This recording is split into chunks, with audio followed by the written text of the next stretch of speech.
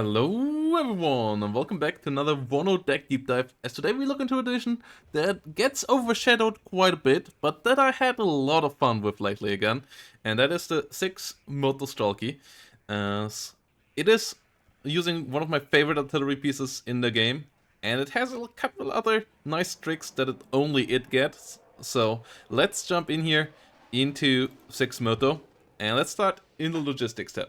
So, logistics tab is pretty solid. Gets you decent 2-cost slots. If you would want to, you could fill this out to the brim with stuff, but 3 supply cards is enough, and we take a UATS card here. That is quite nice as well. A 3 availability, fast one. If we would have a second one, we most likely would use that as a second CV card, but we only have BMPs, MI19s, and MTLBs, so those are all not great, so we keep it at this. And unfortunately, since the MI26 only comes at 1 per card and doesn't give you anything extra, this is not really worth it anymore either. So let's start in the Infantry tab, where we have some really key stuff. It's not the most numerous one, as you can see here, but this division has one special unit, and that is the Luftsturmjäger. And the Luftsturmjäger can come only in Mi-8s. I currently play it without the ones with rockets, because I really want to play it for the infantry.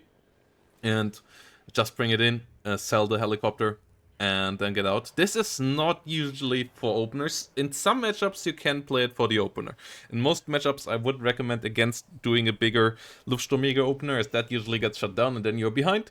But rather for quick reinforcements into important positions where the enemy doesn't have all that much AA, and when you have secured your air dominance, which is pretty easy in this deck.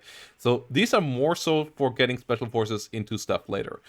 Having a Luftsturmjäger with the Medis early on can be quite helpful at some spots, but mostly in the early stages you go with your Recon Infantry and your Modschützen and your Motostrelkis. Motostrelkis coming in the BMP 1PG that can allow decent fire support here as well, as it gets the AGS 17 on top. And then Saperi and Saperi RPO in BTR 60s give a bit more firepower, and yeah, are pretty solid infantry units as well, as that is kind of what you get here in this deck. Having a Conquerors is pretty helpful as well, not necessarily an absolute must in this deck, and maybe you could change it out with Fagot if you want to have something cheaper, but as the price between Fagot and Conquerors is not that massive, and the Conquerors has that good 20 pen, I go with one of those here. And the leader here, Fopo, leader in the SPW PSH, that one is pretty solid, goes pretty fast, and the leader itself is nothing special, but it's really cheap, and that's why we go with it. 3 availability is great as well for an infantry leader.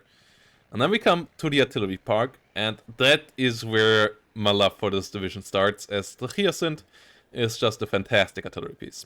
Autoloader, 30 rounds, and this thing just deals a lot of damage. And with 2 cards of these, if you play on something like Hesse, you can just draw the game out and just smack the enemy into the face with artillery nonstop and win the game with that. So, yeah, the enemy has to be really careful around this. And the 120mm mortars there are just there for the smoke. So that's the job there. And the Eurogun, I found, is not all that amazing, so we leave it out. I wish this thing would be a bit better, but minimum range is pretty high, so firing from long distance is quite tough, and the damage is still not quite there for the supply cost. So the Hyacinth, yeah, you get one full 30-round loadout for the same price as you get one salvo of the Eurogun, and that's just not comparable. So we go with this thing instead, and keep it resupplied with our trucks, and really just keep on firing away. Tank tab is interesting. Not as strong as you might think, because T-64s and T-80Bs currently are not amazing, but the rest of the tab is currently pretty strong. The T-55A is in a really good spot since it went to 8 base rate of fire.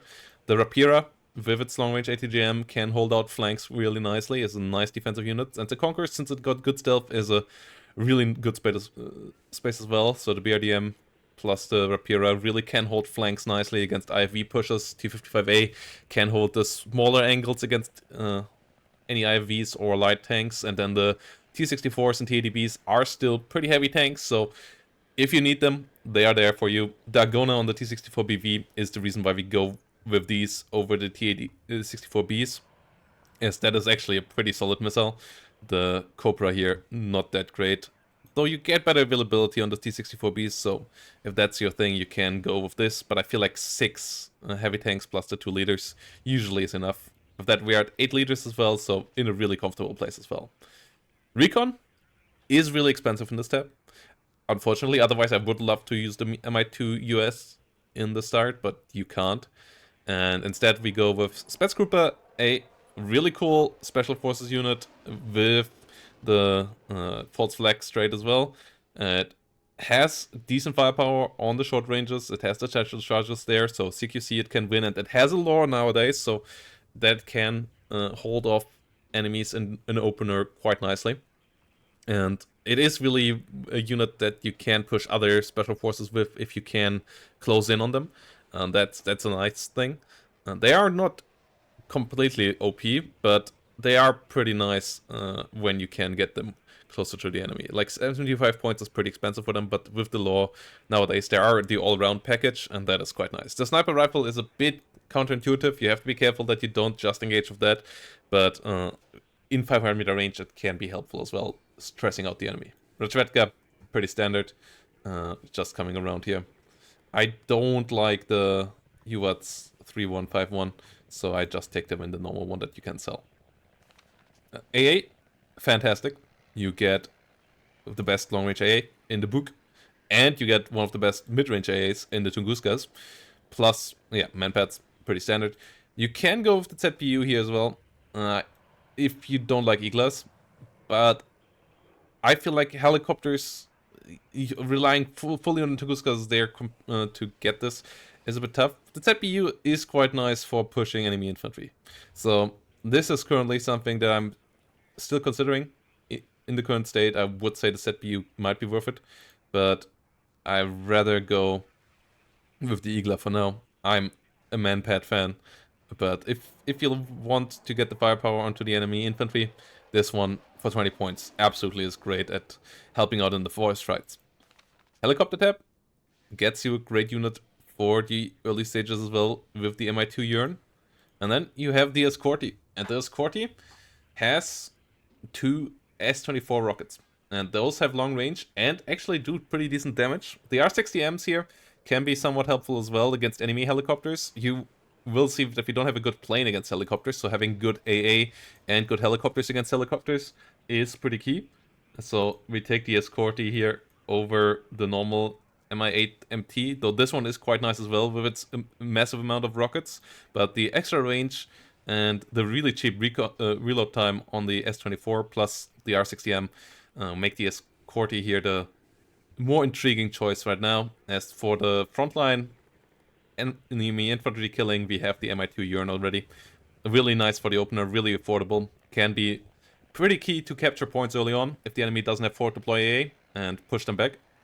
So a lot of play out of these in openers, but they can also be nice in a smaller swarm later on in the game, just supporting spaces where you killed off the enemy AA with artillery or just sniped it, and then just punishing the enemy for not having AA. And then we come to the part where we get the air dominance, and that is the MiG-31Bs. These are not the amazing ones that you get in 76, but they still have the best long-range missile in the game.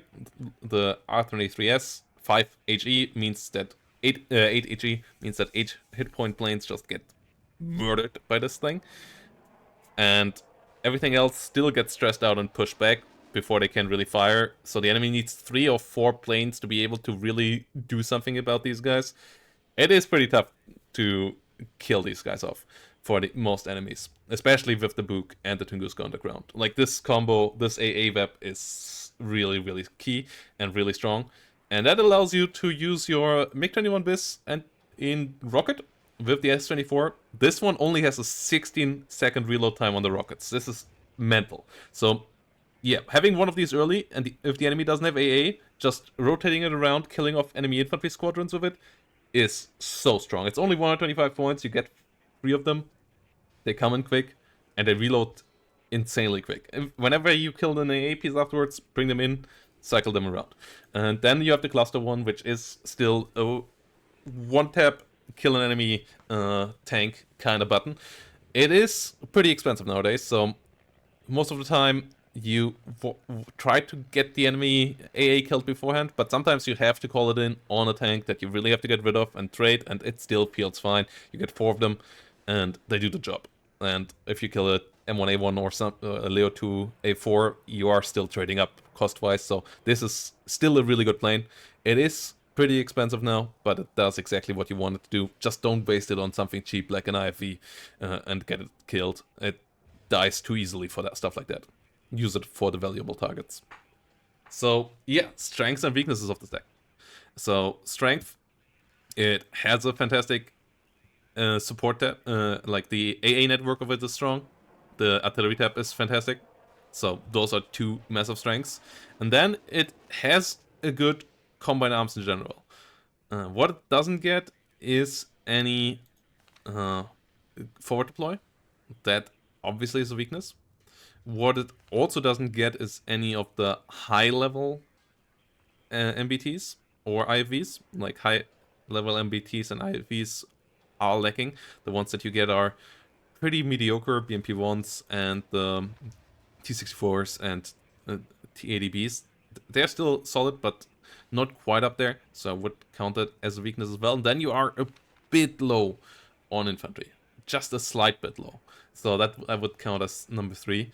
So efficiency-wise, you are a bit behind sometimes, but if you use your support equipment, you can get ahead so far in this. And I had a couple of games lately where people were just really frustrated facing the Reconnaissance and the MiG-31, and I absolutely get why. If you are not really ready for it and you just get caught out, this division will smack you around. So yeah, let me know down below what you think about 6 Moto, if you have played it lately, if you will pick it up again. And yeah, see you in the next one, guys. Bye bye, and have a great day.